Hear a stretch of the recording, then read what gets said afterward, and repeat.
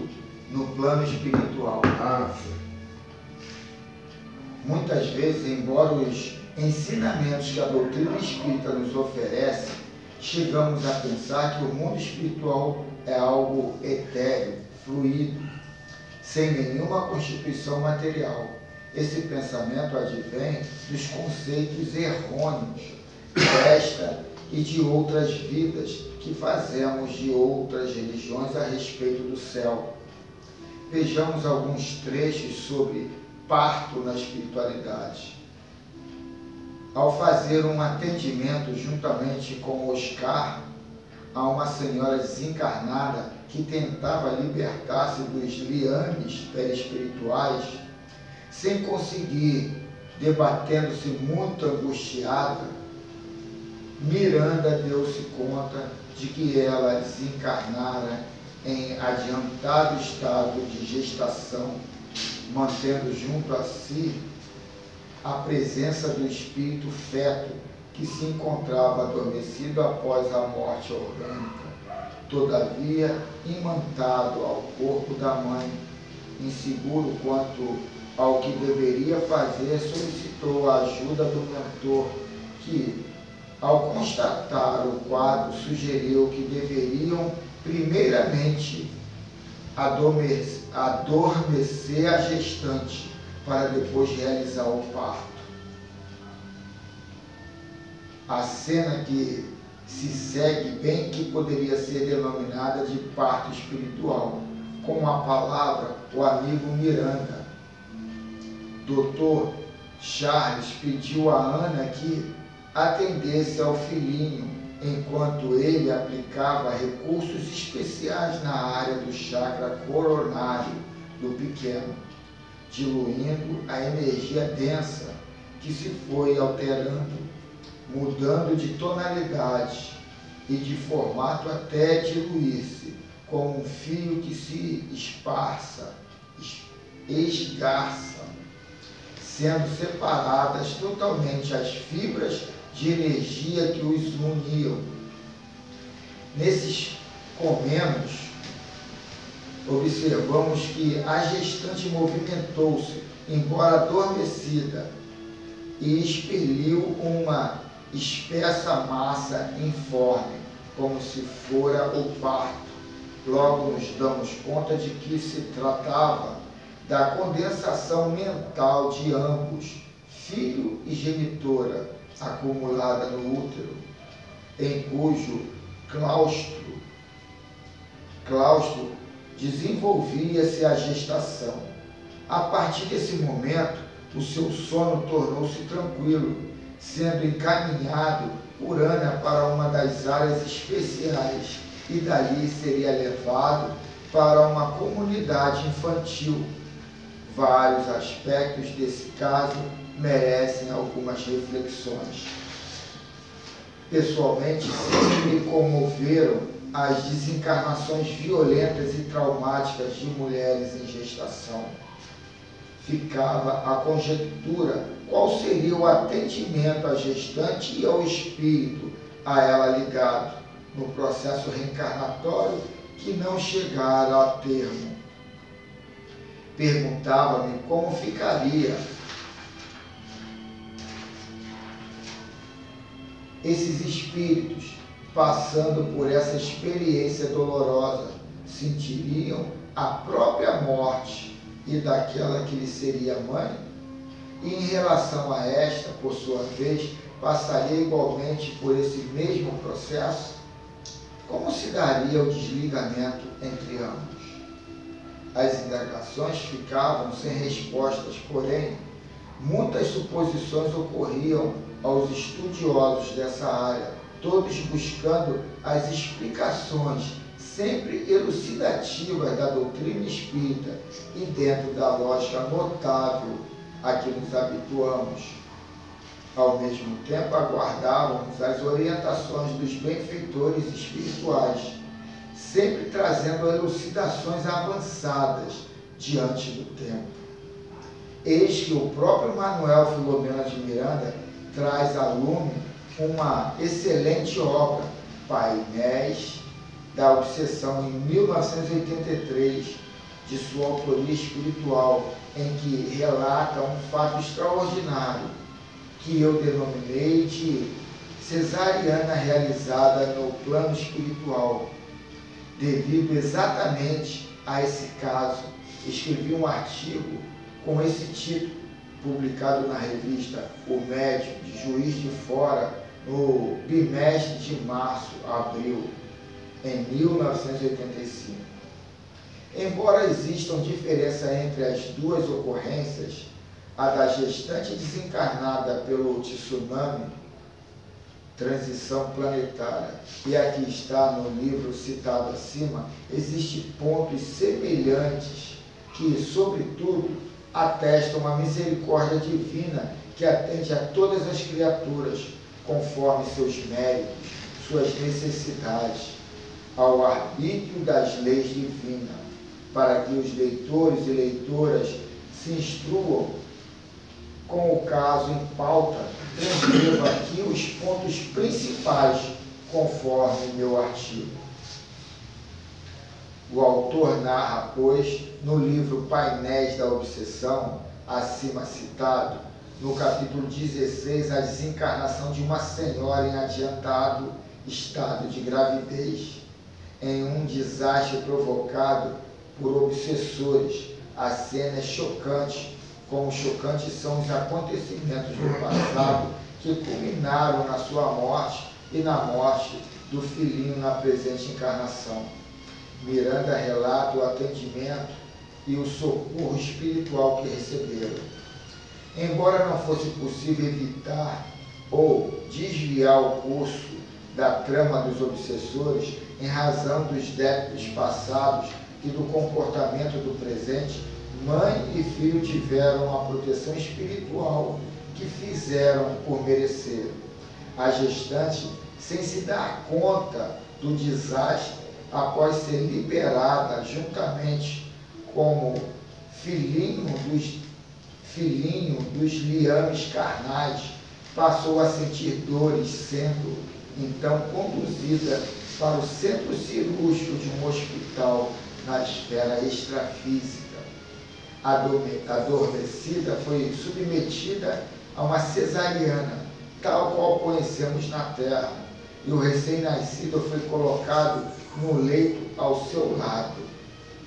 Surpreso, Miranda recebeu a explicação do fato por meio da palavra de um dos seus instrutores na referida obra, o Dr. Lustosa, que esclarece: em muitos casos de gestantes acidentadas, em avançados meses de gravidez, em que ocorre também a desencarnação do feto, é de hábito nosso, quando as circunstâncias assim nos permitem, proceder como se não houvesse sucedido nenhuma interrupção na vida física. Em primeiro lugar, porque o espírito em tais circunstâncias quase sempre já se encontra absorvido pelo corpo que foi interpenetrado e modelado pelo perispírito no processo de reencarnação, merecendo ser deslindado por cirurgia muito especial para poupar choques profundos e aflições várias, o que não se daria se permanecesse atado aos despojos materiais, aguardando a consumação deles. É muito penoso este período para o ser reencarnante, que pelo processo da natural diminuição da forma e perda parcial da lucidez, é colhido por um acidente deste porte e não tem crédito para a libertação mais cuidadosa. Quando isto se dá, os envolvidos são quase sempre irmãos, calcetas, inveterados na sandice e na impiedade que sofrem, a partir de então,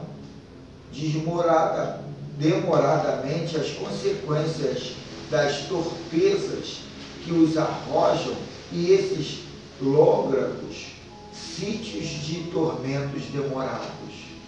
No caso em tela, o pequenino se desenvolverá como se a reencarnação se houvera completado, crescendo normalmente, participando das atividades compatíveis aos seus vários períodos em institutos próprios que os amigos conhecem. Outros esclarecimentos são prestados pelo Dr. Lustosa, mas convém encerrar por aqui com as palavras de Miranda em uma reflexão pessoal, vivendo ainda muito próximos dos interesses humanos e considerando ser a vida física uma cópia imperfeita da espiritual, compreende-se-á que nesta última se encontram todos os elementos da primeira, embora a recíproca não seja verdadeira. Isso está lá em Painéis da Obsessão. Essa frase de Filomeno de Miranda sintetiza perfeitamente a premissa básica de todos os temas concernentes à conduta do ser humano, da sua vida prática, especialmente no âmbito material, tratados à luz do Espiritismo. Que fique bem claro, tudo que existe na Terra, como obra do homem, é uma cópia imperfeita do que existe no mundo espiritual. Portanto, a ciência, por mais avançada e por maiores conquistas que apresente, nada mais expressa do que a realidade pré-existente na esfera espiritual. O mesmo sucede em relação a invenções, descobertas, progresso da medicina, ideias novas que surgem e etc. Sueli Paula Schubert. A gente escolheu essa página aí para introduzir a reunião da manhã de hoje, porque está dentro do assunto que nós estamos estudando e toca em assuntos aí que foi até comentado em reuniões anteriores a respeito, né, dos acidentes que ocorrem quando o feto, por algum motivo, não consegue levar à frente, né, a sua reencarnação, o seu nascimento, né, no corpo físico, né, ele morre ali naquele momento ali, e ele está mostrando aí como é que é o trabalho que a espiritualidade tem. O livro é interessante, quem puder fazer a leitura do livro, tem muitos esclarecimentos. E elevamos o nosso pensamento a Deus em agradecimento pela manhã de hoje, no nosso café filosófico, espírita filosófico, onde vamos buscar mais conhecimentos a respeito de questões do livro dos Espíritos, tentando colocar em prática, né, no nosso dia a dia, na nossa vida diária, essas lições que a gente vem aprendendo aqui nas reuniões de domingo, a gente vem discutindo algumas já do nosso conhecimento, outras novidades que são trazidas, muito importantes para nós e para as nossas companhias espirituais principalmente, porque não somos só nós aqui encarnados sabendo bem disso, né? Há os irmãos que nos acompanham que vêm também para esse aprendizado. Que possamos ter sucesso, né, nessa empreitada. E o que pedimos por nós aqui de paz, de bênçãos, de harmonia, de saúde, que seja extensivo a toda a humanidade, em especial onde houver aquele que mais precisa nesse momento. Que Deus inspire, né, as pessoas encarnadas que estão junto a esses seres, para que estendam mãos e socorro. Que seja purificada a água e no transcurso da reunião possamos receber o passe, se formos merecedores. E assim estamos iniciando a nossa reunião. Vamos partir então para a leitura do Livro dos Espíritos, na questão 350, não é isso? Isso. Então, a leitura do Livro dos Espíritos, parte 2, capítulo 7, da volta do Espírito à vida corporal, questão 350. Uma vez unido ao corpo da criança e quando já não é possível voltar atrás, sucede alguma vez deplorar o espírito a escolha que fez? Repete, por gentileza. Ok. Repetindo. Uma vez unido ao corpo da criança e quando já lhe não é possível voltar atrás, sucede alguma vez deplorar o espírito a escolha que fez?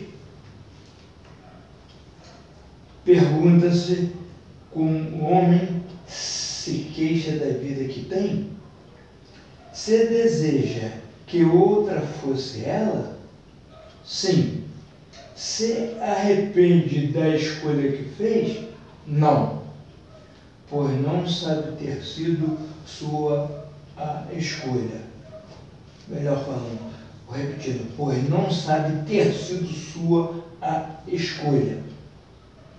Depois de encarnado, não pode o espírito lastimar uma escolha de que não tem consciência. Pode, entretanto, achar pesada demais a carga, considerá-la superior às suas forças. E quando isso acontece, que recorre ao suicídio.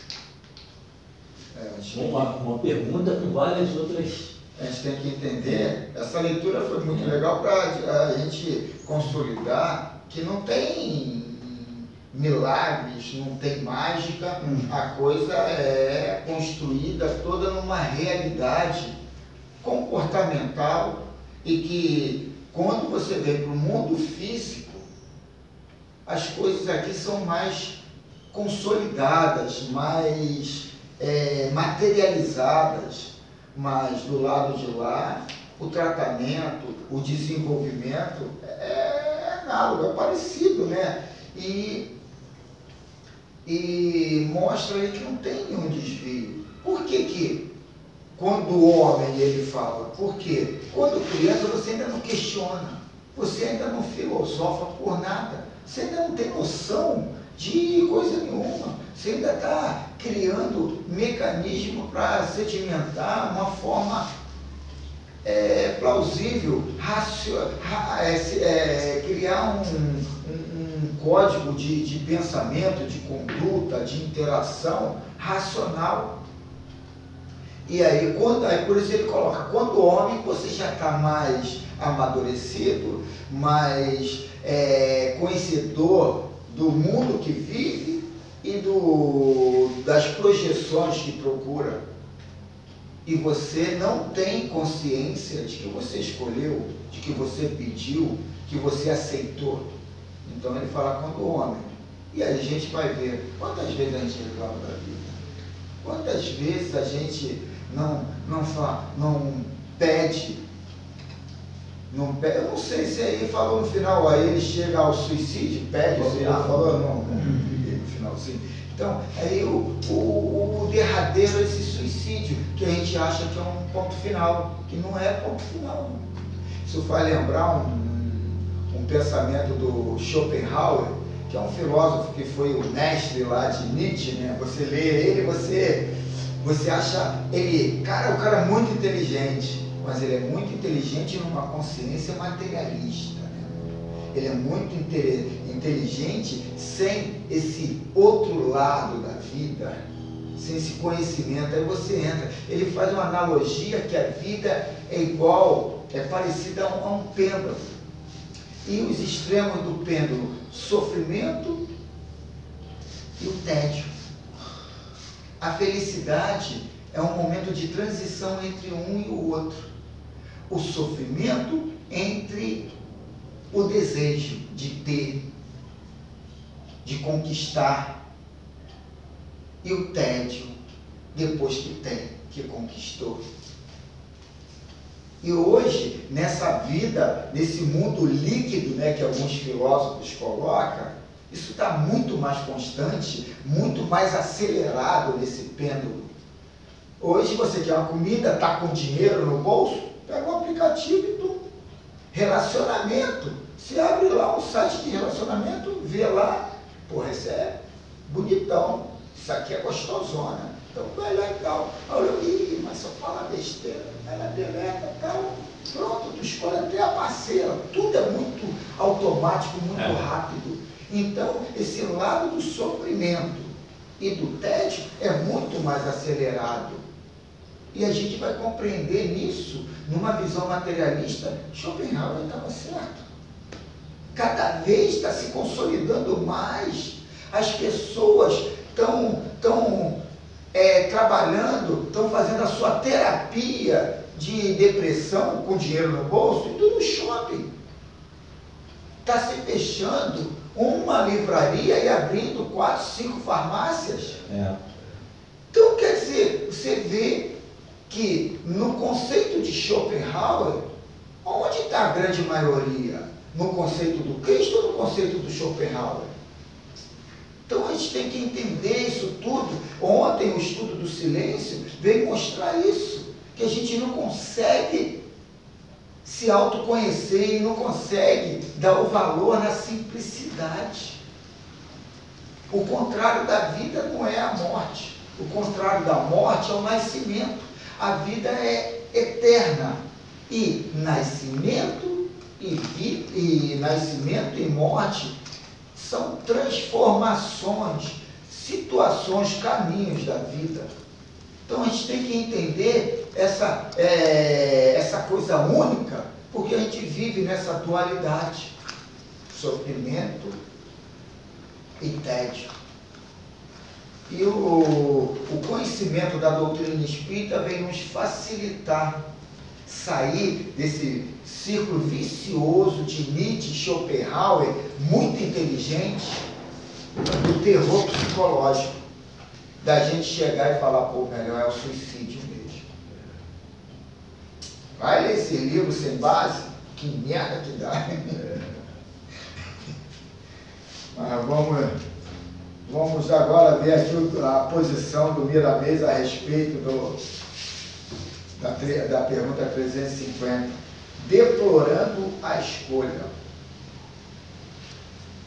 O espírito, quando encarnado, depois que a sua consciência já se encontra reduzida, não se lembra da escolha que fez.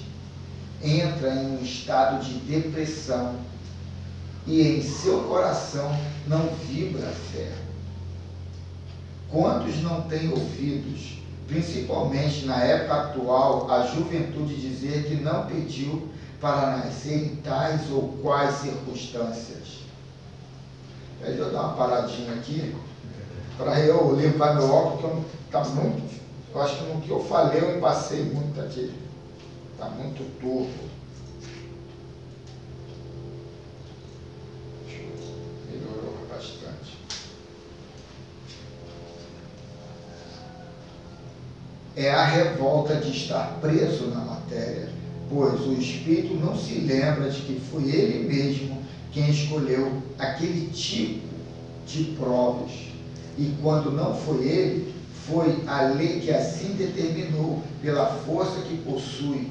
Então isso aí não pode ser no que se diz aí a respeito que os espíritos, eles têm aquela reencarnação forçada, como é que se diz? Impositora. Então, é o que ele está dizendo aqui. Quando não foi ele que escolheu. Porque não foi a escolha dele. Assim determinou. Assim, foi a lei que assim determinou, pela força que possui, a fim de a alma poder desabrochar suas qualidades de vida e de luz. A alma não pode deplorar a escolha pelo estado de inconsciência em que se encontra. Quantos suicidas há sem causas que se possa analisar, visto que essa causa está no inconsciente, mas ela se irradia para o consciente em forma de depressão, que o leva ao momento drástico de tirar a própria vida. Carlos, é interessante, né, cara? Esse encaminhamento aí de ideia. Eu estou pensando aqui no caso do filho do Milton. O moleque era bem sucedido. O cara, porra, tinha propriedade, tinha bens materiais. Materialmente ele estava bem estabilizado. E o cara cometeu suicídio, entendeu?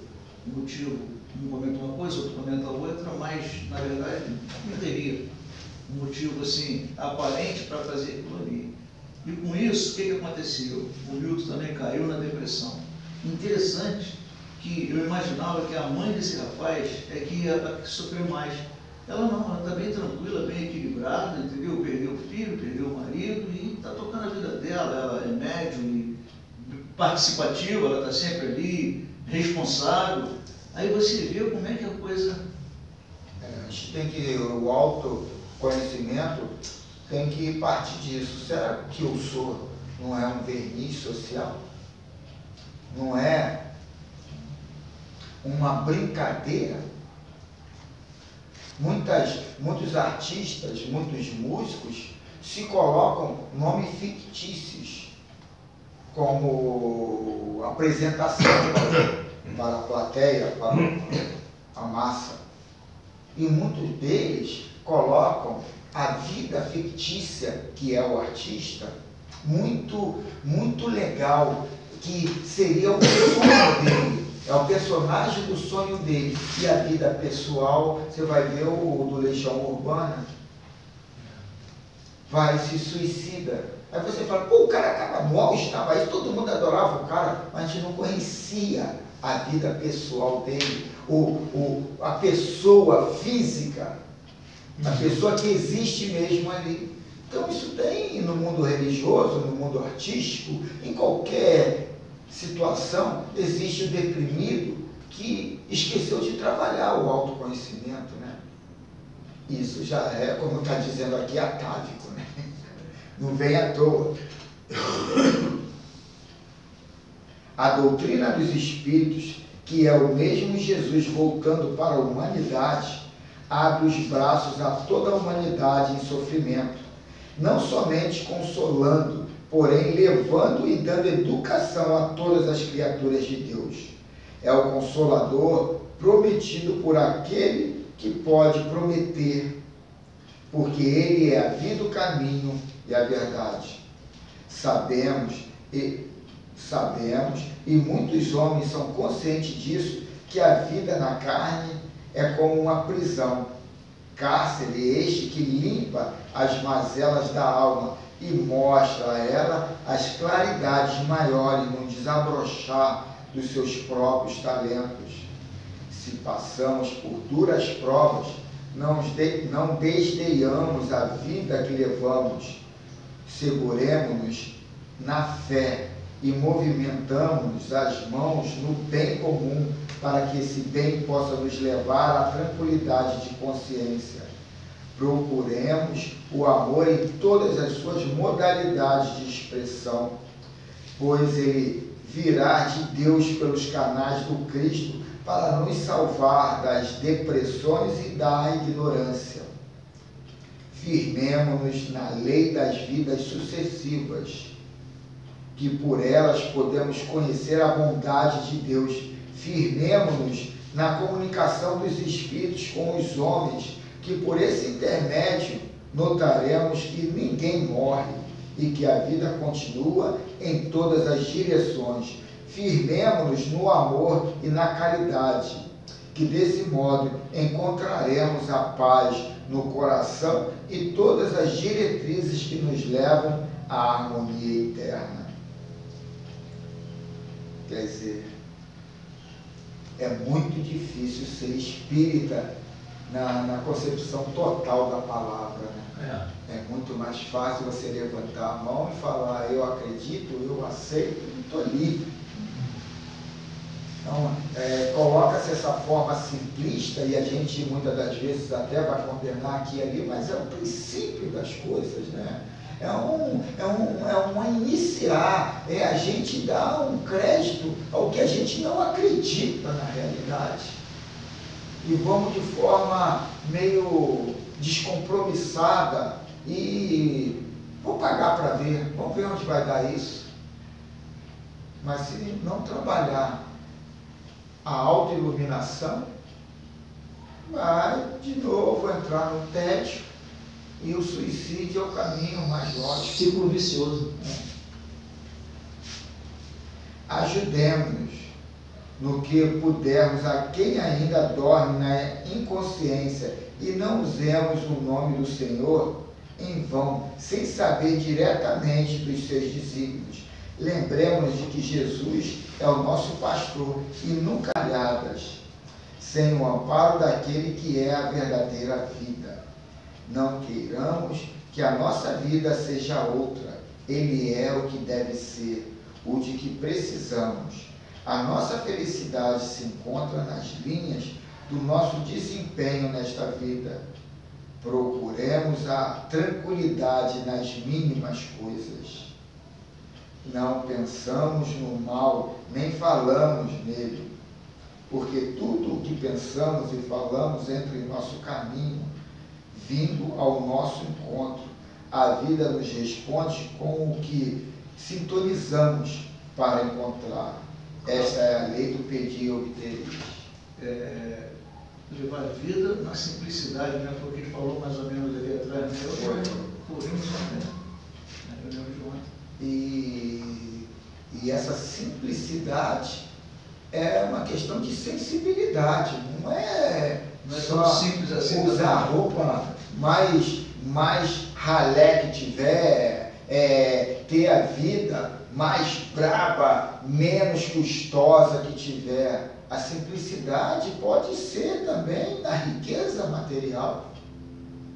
Você entender que você está passando numa prova daquelas condições, mas você não é aquela condição.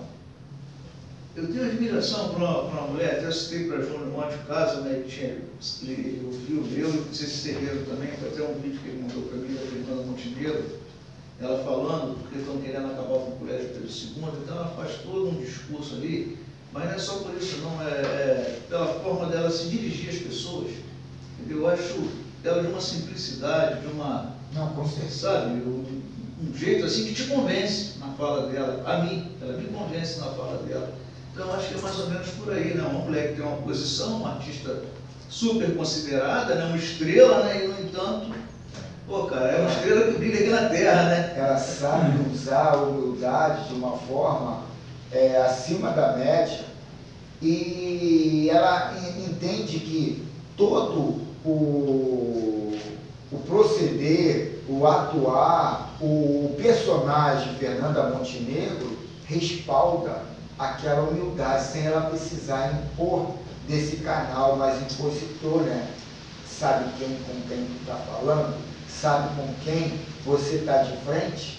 Diferente do outro, que é gente de centro, é espírito e tal, e que, no entanto, é uma parte, Muitas, né? O cara lá do... Como é que é o nome dele? O dali de Jacarepaguá, o ator. Talvez. Pô, totalmente diferente. Eu não conheço bem ele, não. Poucas vezes eu li As essa expressões dele Às vezes, quando a gente está no comando, a gente se deixa viajar nesses devaneios de ser o criador da obra, né? E a gente esquece que, sendo menor, a gente é o maior. Então, o brilho da Fernanda Montenegro é esse. Ela não usa o interfúgio dessa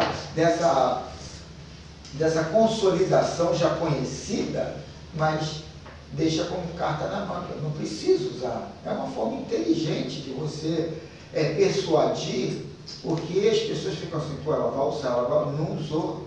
Pô, brincadeira, que coisa linda. Esta é a lei do pedir e obtereis, do buscar e achareis. Como nada nos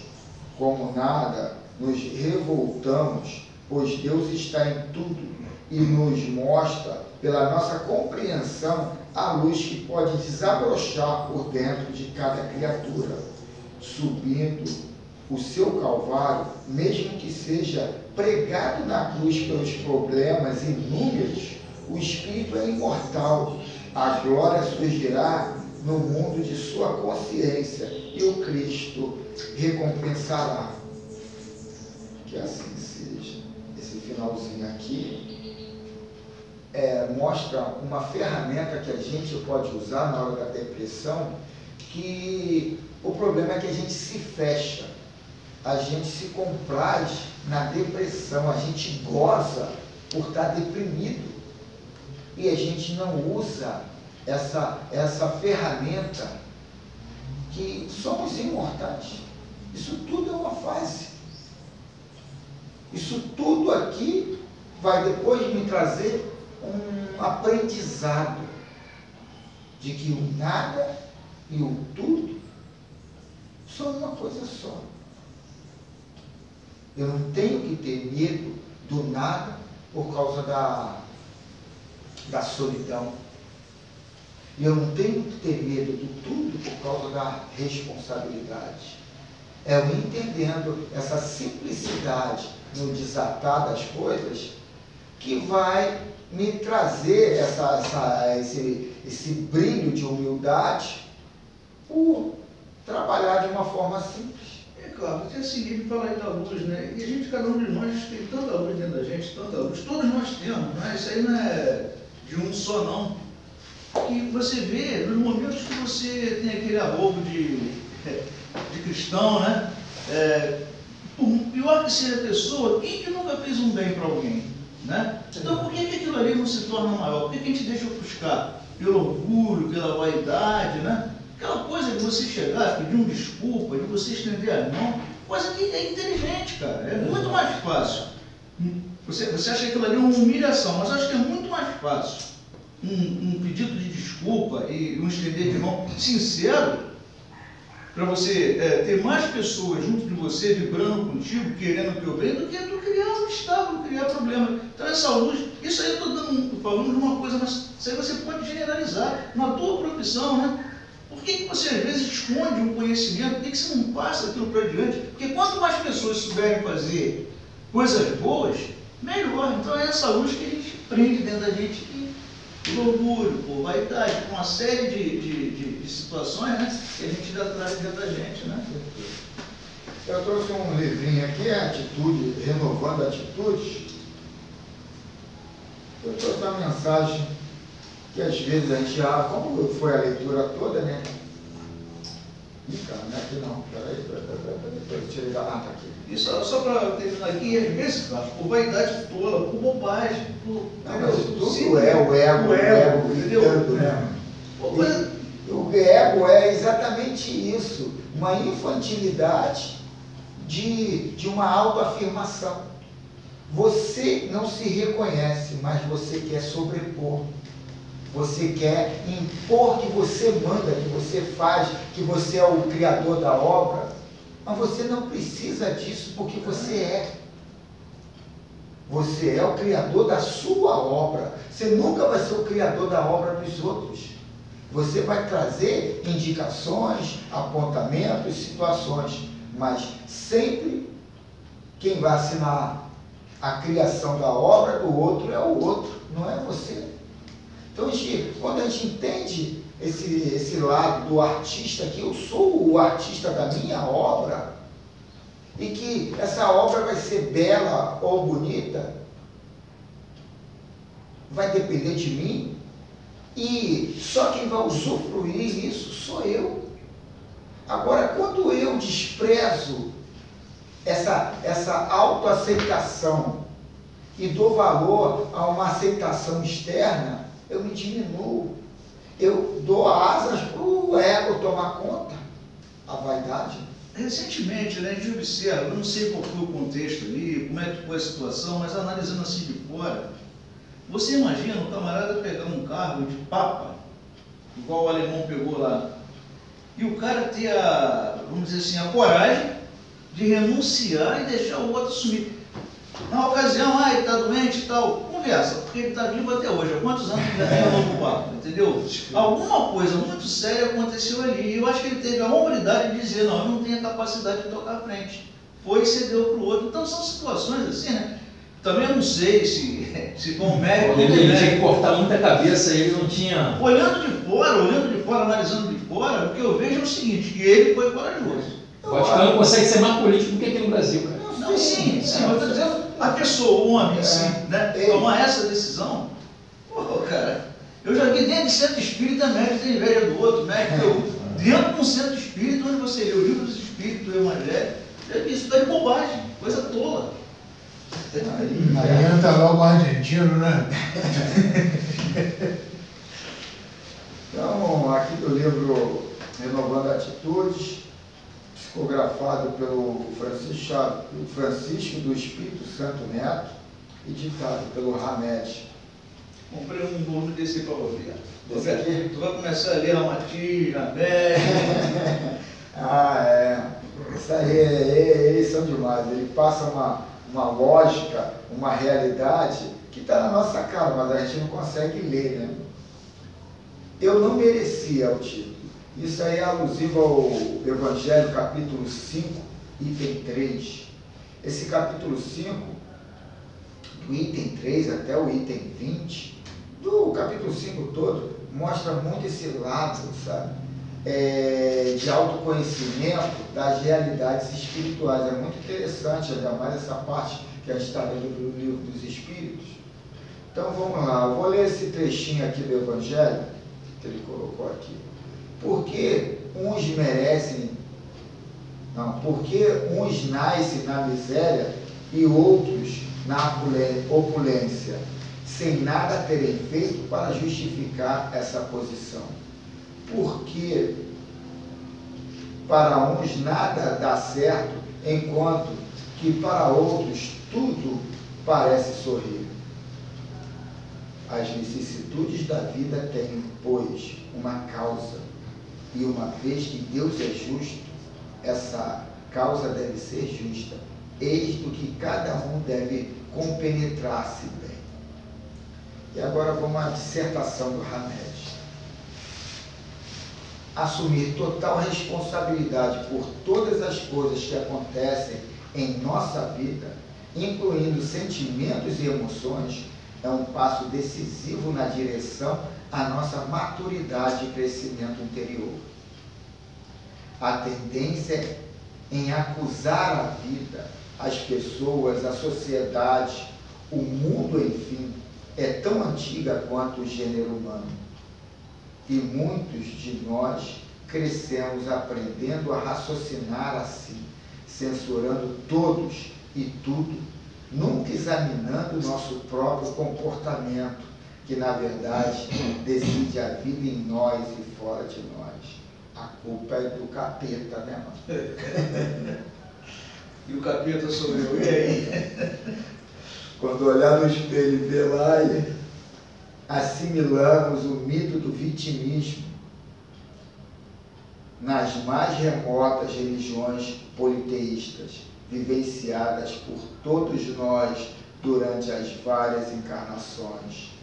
Enquanto os deuses temperamentais nos premiavam ou castigavam de conformidade com suas decisões arbitrárias, por termos sido vítimas nas mãos dessas divindades, é que passamos a usar as técnicas para apaziguar as iras divinas, comercializando favores com oferendas a Júpiter no Olimpo, a Netuno nas atividades do oceano, a Vênus nas áreas afetivas e a Plutão, Deus dos mortos e dos infernos. Aprendemos a justificar com desculpas perfeitas os nossos desastres de comportamento, dizendo que fomos desamparados pelos deuses, que a conjunção dos astros não estava propícia, que a lua era minguante e que nascemos com uma má estrela. Ainda muitos de nós acreditamos ser vítimas do pecado de Adão e Eva e da crença de um Deus judaico que privilegia um povo e despreza os outros, surgindo assim a ideia da hegemonia divina das nações. As pessoas que acreditam ser vítimas da fatalidade continuam a apontar o mundo exterior como culpado dos seus infortúnios. Recusam absolutamente reconhecer a conexão entre seus modos de pensar e os acontecimentos exteriores. Carlos, aí a gente vê o seguinte, que tudo isso aí foi muito importante na nossa infância espiritual. A gente precisava disso, porque ele falou que isso aí, todas essas práticas, era para nos apaziguar. E senão a gente ia cometer o suicídio mesmo e ia desesperar. Mas hoje a gente já está não mais na infância, a gente já está na adolescência ou pré-adolescência espiritual. Então aí a decisão é nossa, né, agora, né? Com certeza. São influenciadas pelas velhas crenças que se dizem prejudicadas pela forma dos hábitos, pelas cargas genéticas e pela forma como foram criadas, afirmando que não conseguem ser e fazer o que querem, não sabem que são arquitetos do seu destino, nem se conscientizam de que o passado determina o presente, o qual, por sua vez, determina o futuro. A vítima sente-se impotente e indefesa em face de um destino cruel, sem força nem capacidade de mudar. Repetidas vezes afirma: eu não merecia isto, a vida é injusta comigo mesmo.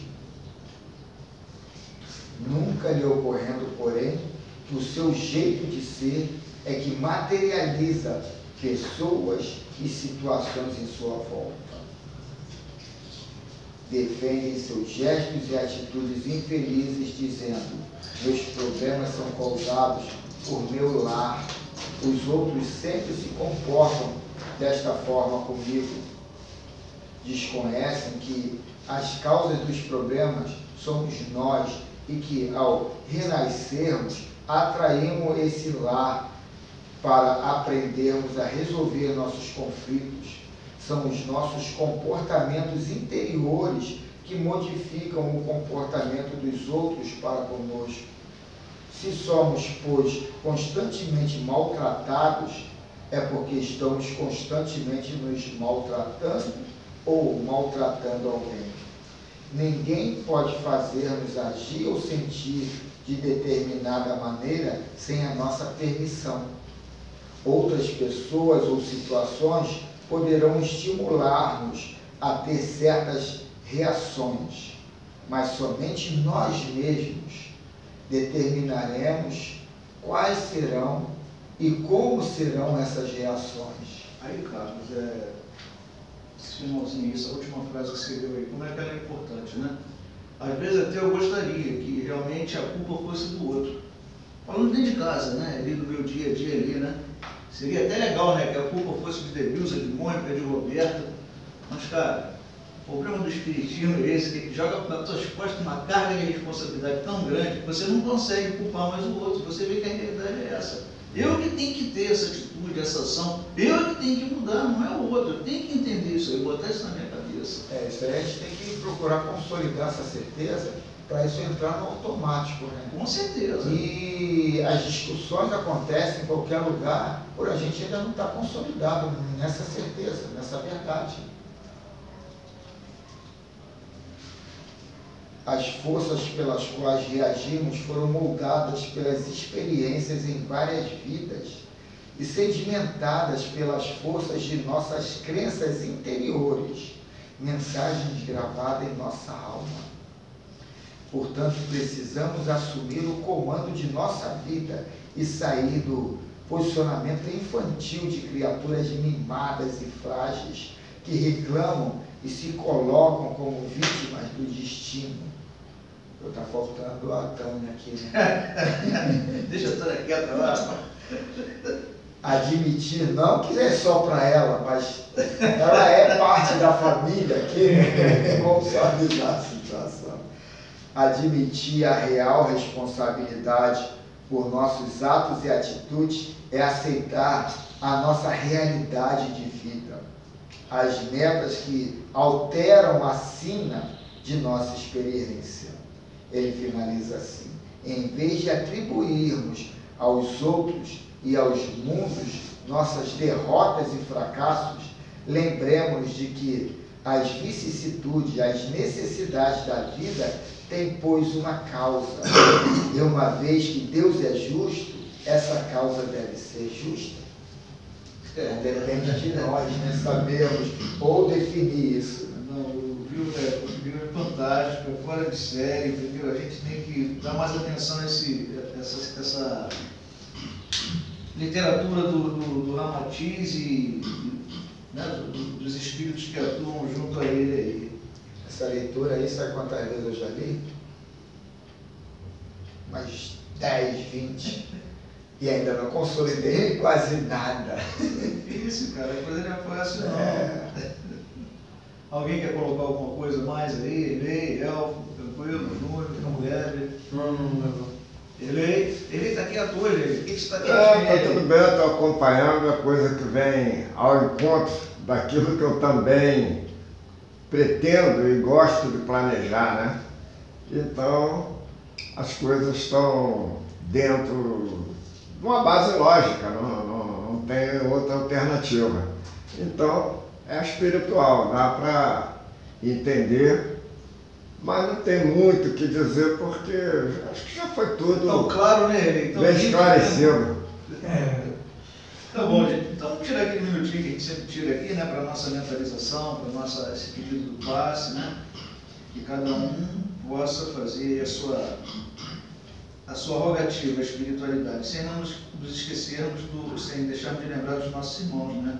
Que estão lá fora em condições muitas vezes adversas, né?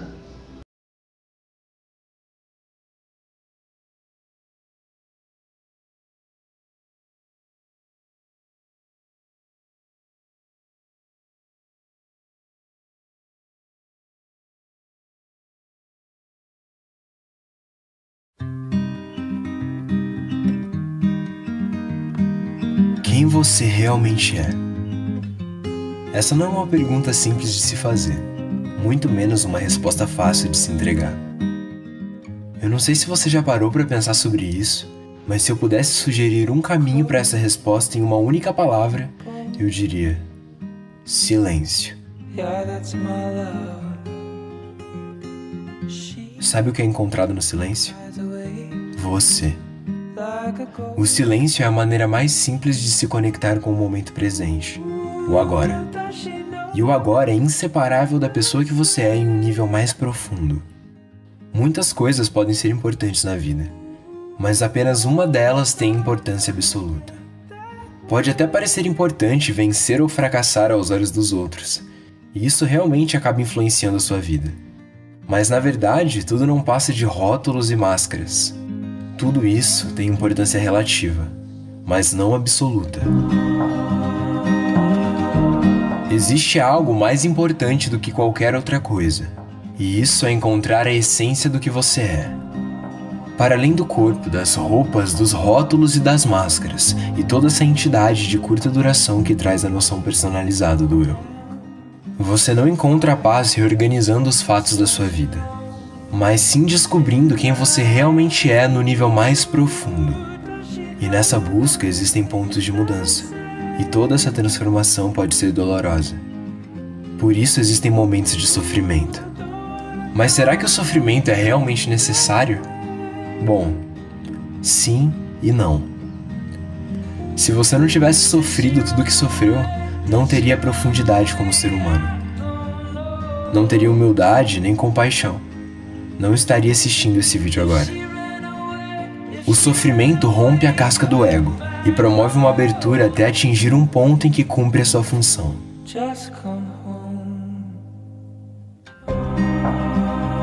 Parece contraditório, mas o sofrimento só é necessário até que você se dê conta de que ele é completamente desnecessário. Quando você anda numa floresta intocada, onde não houve qualquer interferência humana, vê muito verde. Flores, folhas e plantas. Vê a vida em seu estado mais puro. Mas também encontra árvores caídas, troncos se deteriorando, galhos podres e a cada passo matéria em decomposição. Para onde quer que olhe, vai encontrar vida e morte. Mas se olhar a fundo, vai descobrir que o tronco da árvore em decomposição e as folhas apodrecendo não só dão origem à nova vida, como também estão cheias de vida. E é isso que eu quero dizer. Tudo ali está em ação. Cada átomo em movimento. As moléculas estão se reorganizando. Até que você entende que não há morte em parte alguma dessa floresta. Existe apenas a transformação da vida.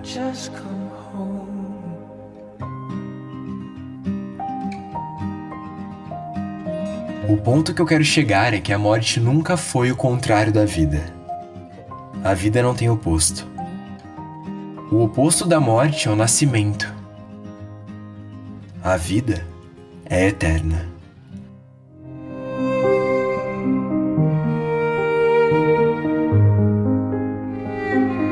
São ciclos de vida, que se iniciam e se fecham o tempo inteiro. E existem momentos que você precisa acabar com um ciclo para iniciar um novo. É preciso destruir o ciclo atual para entrar em um novo. Se você quer de fato viver o seu eu do presente, precisa matar o seu eu do passado.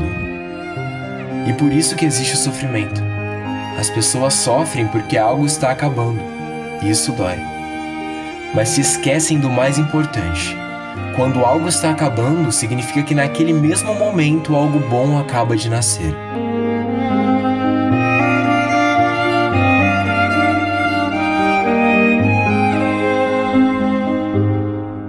Como um animal trocando de pele.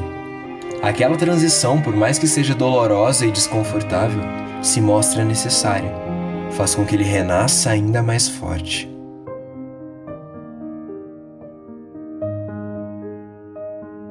Por isso é preciso carregar essa percepção. Percepção que sempre que algo ruim acontece, algo bom acaba de nascer. E entender essa frase já faz valer qualquer tipo de mensagem que eu poderia transmitir. Por isso, desejo todo o meu amor para aqueles que ficaram, e todos os meus maiores sentimentos para aqueles que se foram. Às vezes, uma vírgula é necessária, para que possamos mudar a direção de nossas histórias, ao invés de colocar um simples ponto final nela. E isso eu aprendi com você. E a faixa 7 vai continuar sendo a minha preferida do álbum. E então troque o seu ponto final por uma vírgula e escreva novas histórias. E quem sabe ainda não nos encontramos em algumas delas. O silêncio pode ser sabedoria quando existe intenção. E às vezes o nascimento de um novo ciclo é necessário. Não tem nada aqui para atrair vocês. Só uma vírgula. E ela faz toda a diferença para você começar uma nova história. Obrigado por me ensinar isso. Mas eu confesso, paz desconheço, faz o silêncio nos deixa ser.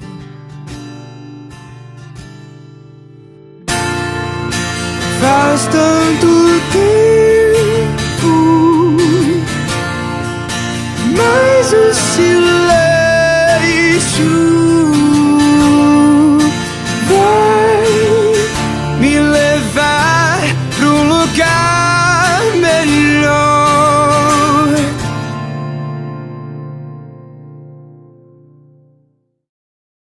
O grandão? É,